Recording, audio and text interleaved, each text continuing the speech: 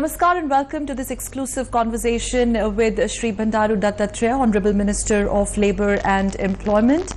Prime Minister Modi-led NDA government completes its office, 2 years in office this month. And today we are going to put in perspective the report card of the Labour Ministry, basically all that has been achieved in the last 2 years and the unfinished agenda as well. And particularly we're also going to talk about the issues that are critical in this space. We're going to talk about the labour reforms, the EPF issue. We will also be touching upon the contractual labour workforce, their welfare, and of course trade unions and much more. And to do so, let's get talking with Honourable Minister. So thank you first of all very much for talking to DD News. When Modi government took over, Prime Minister mentioned that this particular ministry will go out of its way to take full care of the labourers, the workers' rights and also their welfare, and particularly the employability part of it. So in the last 2 years, how much of it has been covered? How much of it has been covered in this particular domain? Welfare of the workforce and the generation of employability. See, first of all, this government is totally committed for the welfare of the workers. That's why the first initiative that we have taken is minimum pension for the workers. Earlier, it was only 30 rupees, 90 rupees, 230 rupees, 300 rupees. Now this government, led by Honorable Prime Minister Narendra Modi ji, we have made it 1000 rupees as a minimum pension for every employee, for which perpetuity also we have made it. Every year the government is spending additionally 825 crores for this welfare of the pension. And regarding the second one, the biggest achievement after independence is bonus amendment.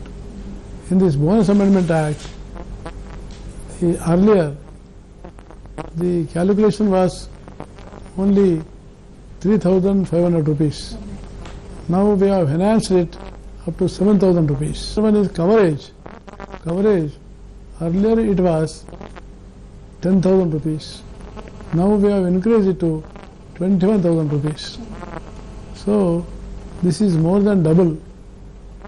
First is pension, second one is bonus, third one is which is very historical decision.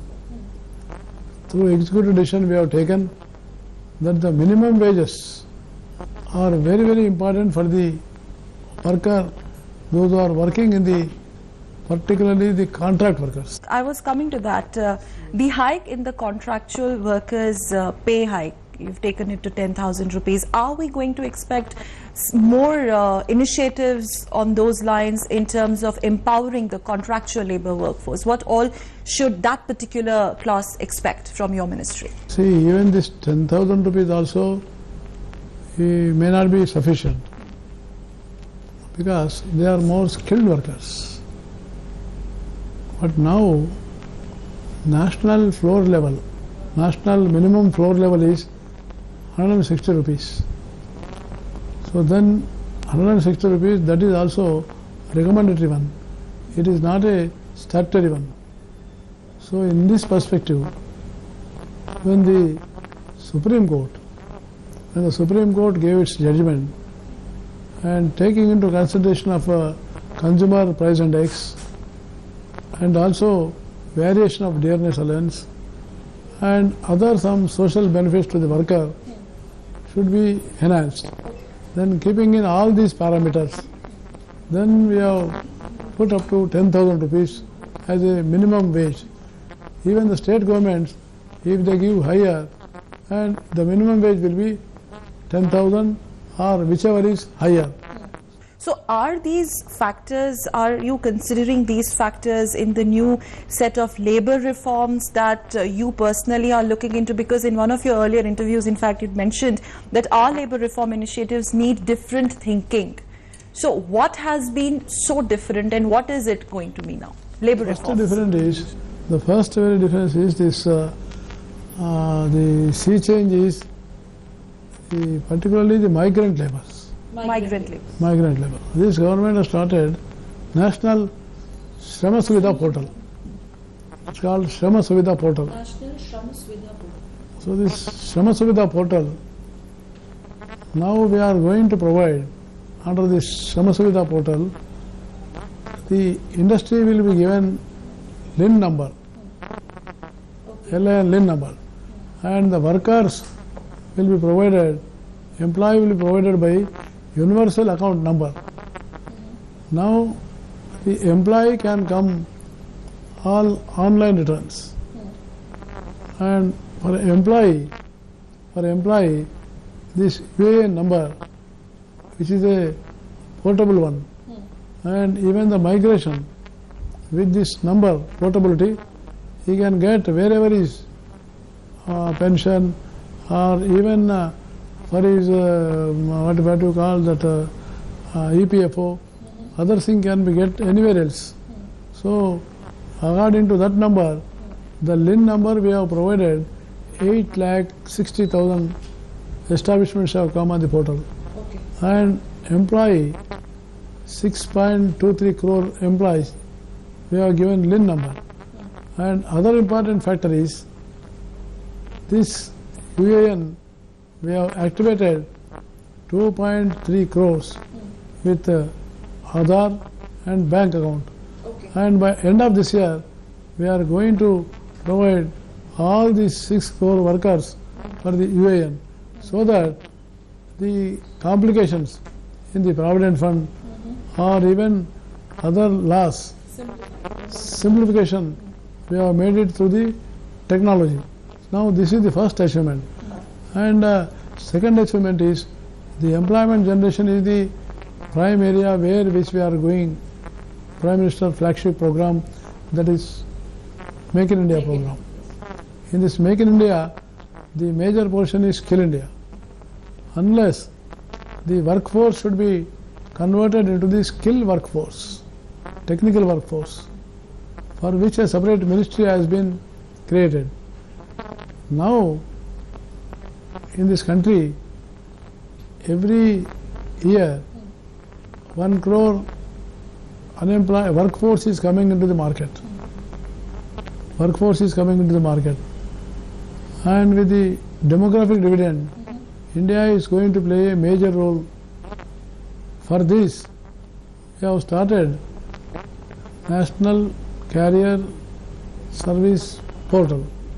That means all employment exchanges in this country. We are going to modernize. We wanted to make it as a career council centers. On one side, under this NCS portal, all these employment exchanges. One side, the job seekers will be there, and job givers will be there.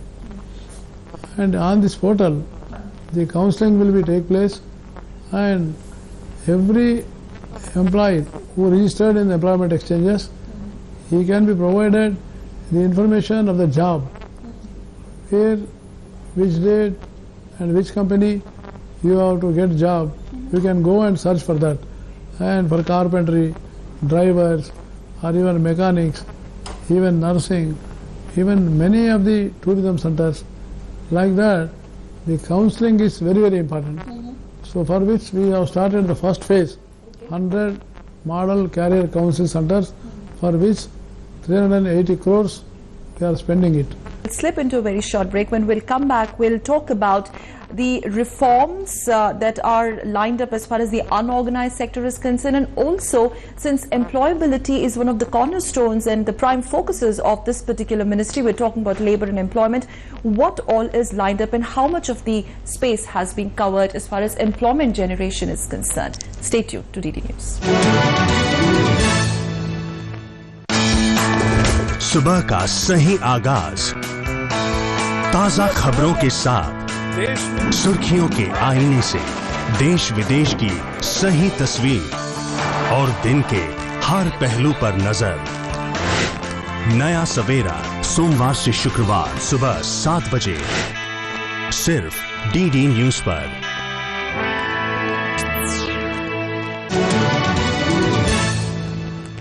Welcome back. You're watching this conversation with the Honorable Minister of Labour and Employment, Shri Bandaru Dattatreya ji. Now talking particularly about the retrenchment package as far as contractual labour class is concerned, their welfare, especially health and financial. This has always been a very critical area where every time labour unions feel that not much or enough has been done. Is your ministry something different, something that has been actually done at the concrete level?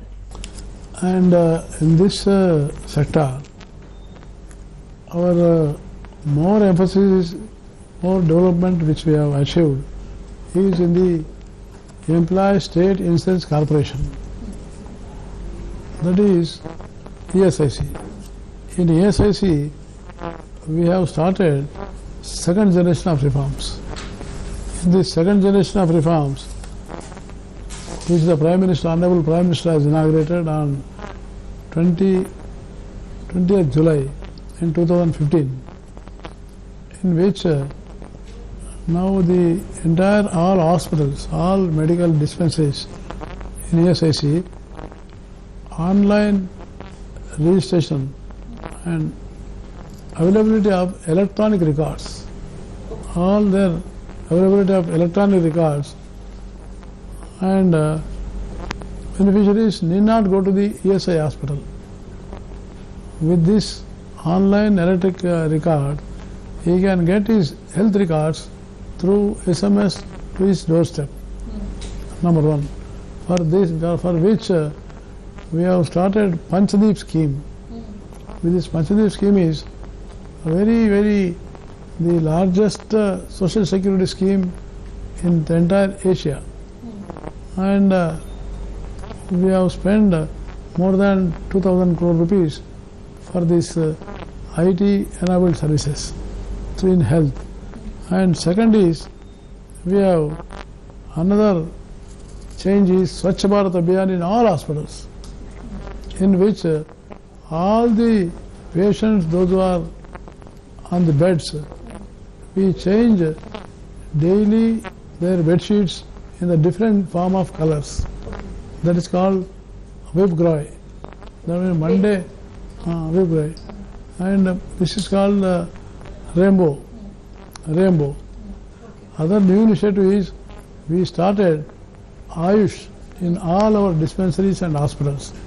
That is Ayurveda, Unani, Yoga and homeopathy. All these Indian medicines we have started in all our hospitals. Other important this thing is 27/4, that is medical helpline. All the doctors will be available at the hospital into 24/7. The special OPD services for senior citizens, 3 to 5, 3 p.m. to 5 p.m. So like that, see, we have made, and this coverage also, that ESIC coverage we have included for the construction workers. All the construction workers will be given services in the ESIC hospital. And first time the rickshaw pullers and auto rickshaw in pilot basis, Delhi and Hyderabad, we have started this medical services to the auto rickshaw and rickshaw pullers. And our initiative is to be scheme workers. Scheme workers means Anganwadi workers, Asha workers and midday meal workers. Since you mentioned Asha, sir, humane laws regarding the working condition, and when I speak about working condition, particularly as far as the women workforce is concerned, sir, women workforce. So, women workforce, we have given dignity to the women workforce. The main change which I have brought is the maternity benefit. Earlier, the maternity benefit was given to the women workers, the 12 weeks. Now we are going to enhance 26 weeks. And other is for all working conditions, for their separate canteens and creche for their children, and other particular time of functioning, transportation, counseling, all these facilities have been increased in the women workforce. And other important factor is we wanted to encourage more women workforce equally with the men without any gender bias. We wanted to give equal opportunity to the women, even in the skill development. Even the skill development, our institutes are there. In our institutes, the 33% skill is given to the women. Okay. Ease of doing business is an important aspect, sir, in terms of the startups and how your ministry is taking the whole startup initiative in a big way. How is your ministry pitching in startup and Make in India? See, startup and Make in India is a very innovative program. And the startups for particularly the weaker sections, SC, STs, those who are young entrepreneurs, they are providing the bank facilities, number one.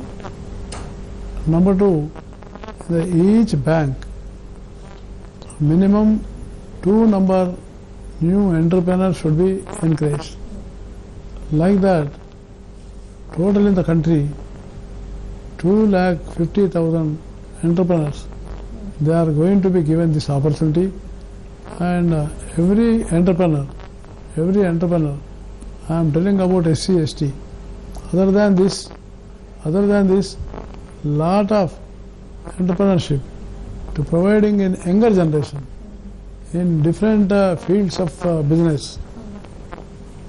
The government is encouraging, and for this even the women folk also has given a very much encouraging. So your ministry has provided many labor law exemptions as far as starting of the startup initiatives are concerned to promote the overall entrepreneurship ecosystem. Yeah, because it's a beginning one to give some time for promotions. There should not be more restrictions, so that they come out with a higher speed to compete with others. So that's why we have given some of the exemptions for a time period, so that they can compete with the others.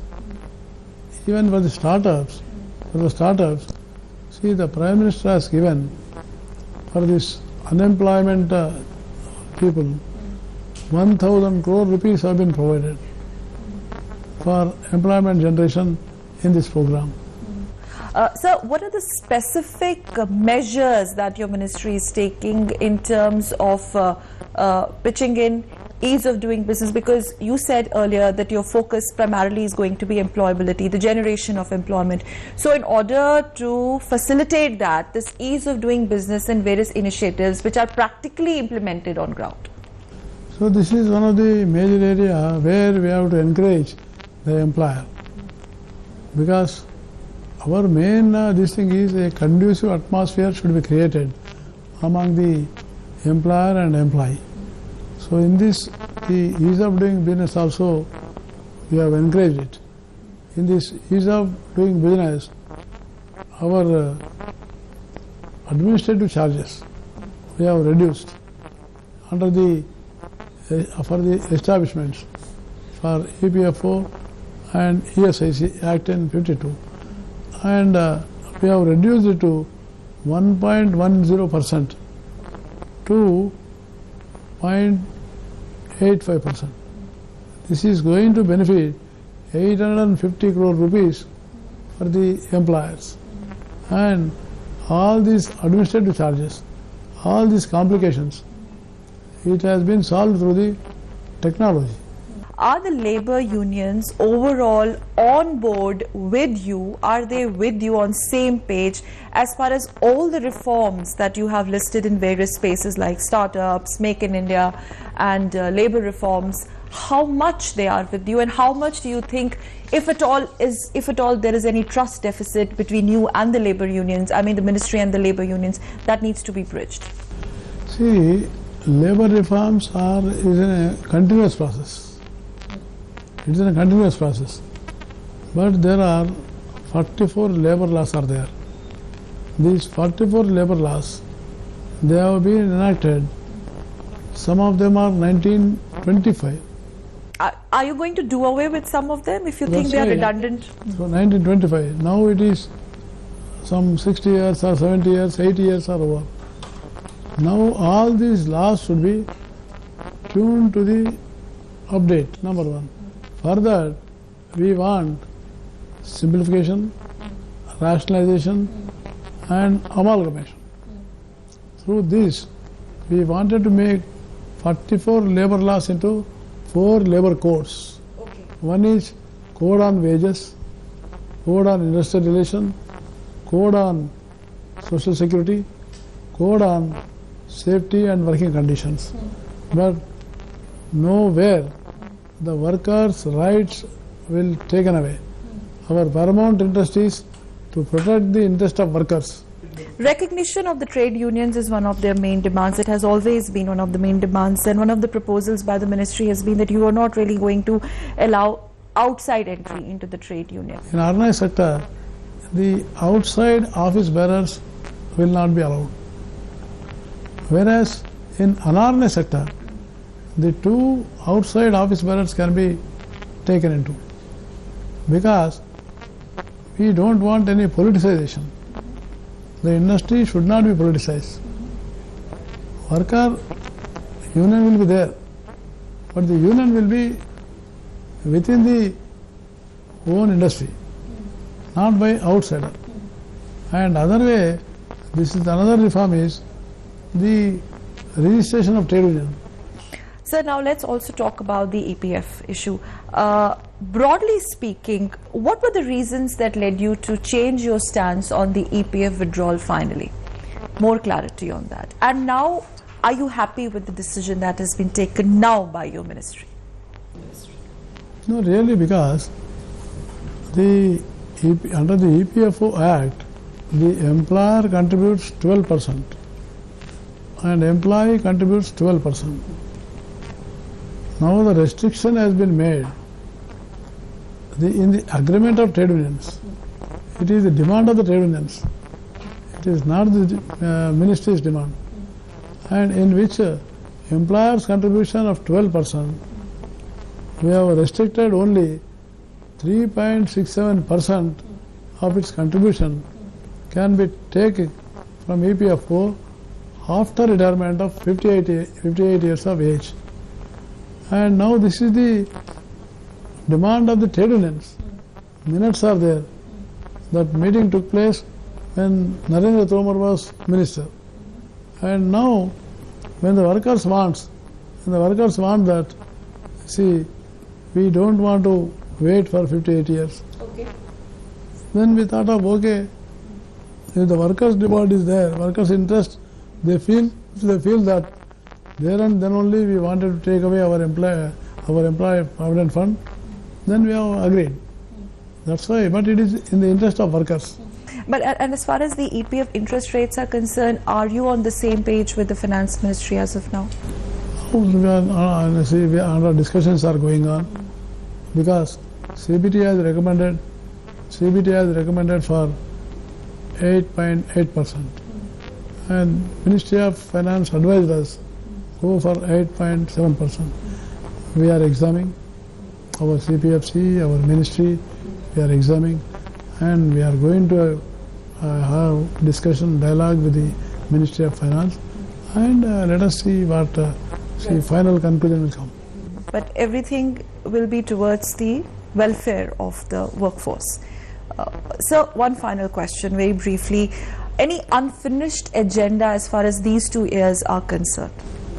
The unfinished agenda is some of the major, one is the Child Labour Amendment Act, which has to be passed in the Rajya Sabha. It is pending. And EPF Act, ESIC Act, and other, this one is this labour codes, even this maternity benefit, even minimum wage amendment act. So much of the acts they are left over. But I will hope so that in future they will understand that in spite of this all hullabulla in the Parliament, Rajya Sabha, we have passed the Bonus Amendment Act. Bonus Amendment Act is the reality of the day finally. And what's your, in nutshell, your assessment of the work being done by your ministry in the last 2 years? Because it's about the report card of your ministry. What's your assessment, very briefly? Very innovative methods we have taken up, number one. And as I told you, the first time we are going to cover the unorganized sector. That is 40 crore workers are there. For their welfare, for their working conditions, for their wages and for their social security. All right, on that note, thank you very much Shri Bandaru Dattatreya ji for talking to Doordarshan News. There are a lot of initiatives and policy decisions lined up, but all that is always for the benefit and the welfare of the labour class, the workforce that we are talking about, and the paradigm shift that the Honourable Minister has been talking about as far as the overall 360-degree view of the 2 years report card is concerned is specifically in the unorganized sector. Once again, thank you very much, sir, and thank you very much for tuning in. Meanwhile, news and updates continue on Doordarshan. Stay tuned with us. Namaskar.